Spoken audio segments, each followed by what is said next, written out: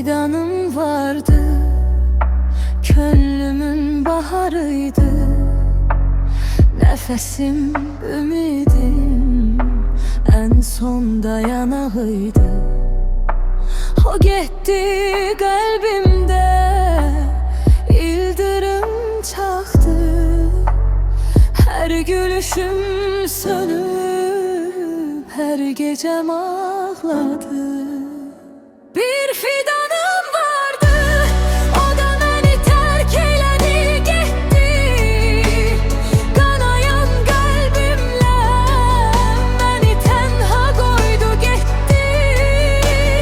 Onsuz bu dünya bana karanlık zindan oldu.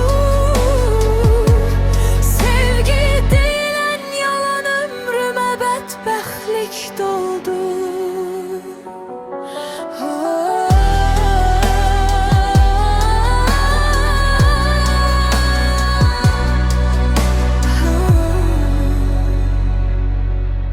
Hayalları kırık, güllerim kimi soldu.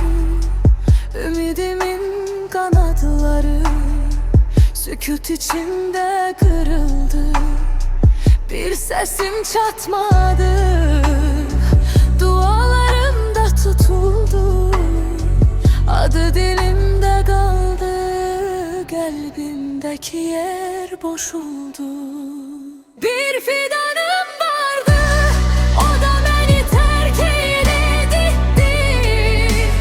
Kanayan kalbimle beni tenha koydu gitti.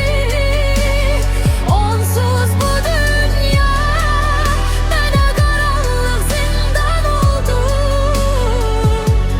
Sevgi denen yalan ömrüme bedbahtlik doldu.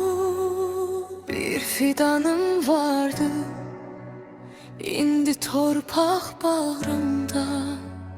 Qayıtmaz heç zaman, qaldı xatirəmdə.